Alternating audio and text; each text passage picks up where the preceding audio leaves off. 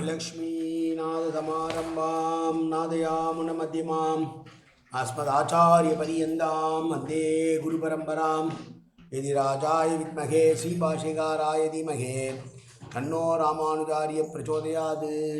ஆழ்வார்கள் திருவடிகளே சரணம். எம்பெருமானார் திருவடிகளே சரணம்.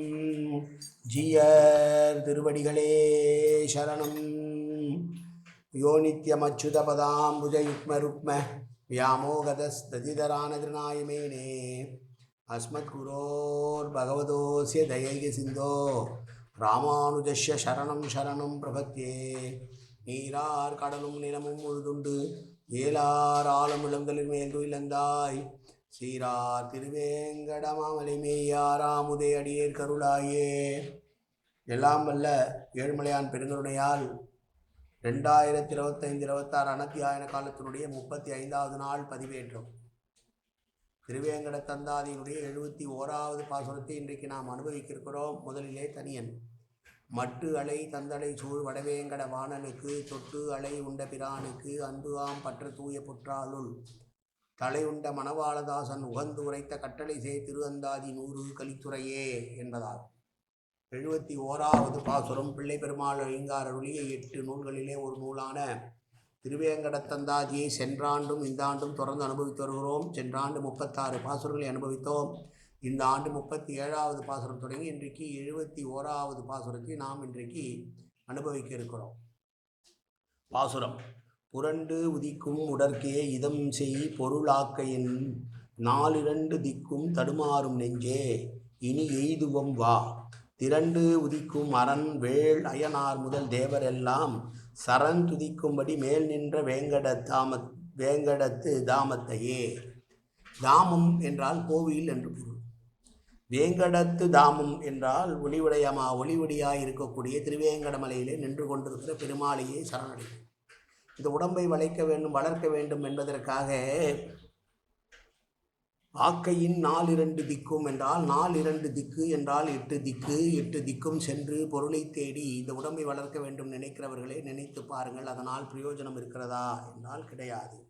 நிலையில்லாது மாறி மாறி தோன்றக்கூடிய வாழ்க்கை இது. ஒரு நேரம் சந்தோஷம், ஒரு நேரம் துக்கம், ஒரு நேரம் பரம துக்கம், ஒரு நேரம் பரம சந்தோஷம். ஒரு நிலையான மனது கிடையாது. இன்றைக்கு காலையிலே காசு இருக்கும், மாலையிலே காசு இருக்காது. காசு இல்லாமல் தேடி அலைகிற போது காசு கிடைக்காது. காசுக்கு அவசியம் இல்லாத போது காசு இருக்கும் என்றெல்லாம் நிலையில்லாமல் இந்த மனமானது உடலானதும் தேடி தேடி அலையக்கூடிய 8 திக்குகளிலும் சென்று பலனை சம்பாதிக்க வேண்டும் நினைத்து சம்பாதிக்கக்கூடியவர்களாக இருப்பதனாலே என்ன பிரயோஜனம் வந்துவிடும் நெஞ்சமே, நீ நினைத்துப்பார் என்று சொல்கிறார்.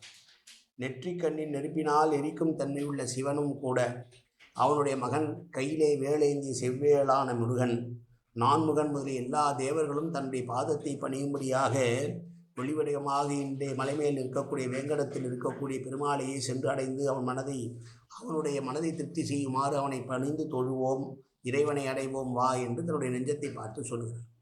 ஏன் நெஞ்சமே, திரும்ப திரும்ப நீ இந்த உலக விஷயங்களிலே உழலுவதனால் ஒரு பிரயோஜனம் கிடையப் போவதில்லை. ஒன்று, நீ ஒரு பொருளை அடைந்து விட்டேன் என்று நினைத்தால் அடைந்த உடனே அது திருப்தி அடைந்து விடுவாயா என்றால் இல்லை. ஒன்று, நீ இருப்பாய் அல்லது அந்த பொருள் இருக்காது.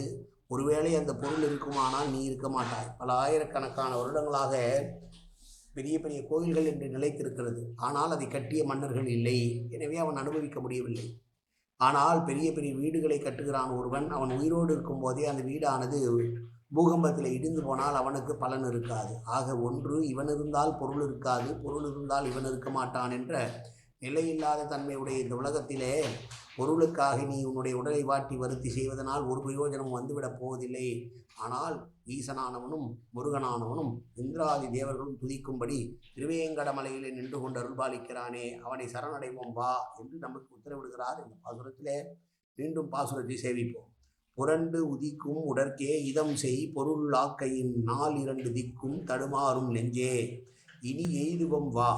திரண்டு உதிக்கும் அரண் வேள் அயனார் முதல் தேவரெல்லாம் சரண் துதிக்கும்படி மேல் நின்ற வேங்கடத்து தாமத்தையே. அயனார் என்றால் பிரம்மன்.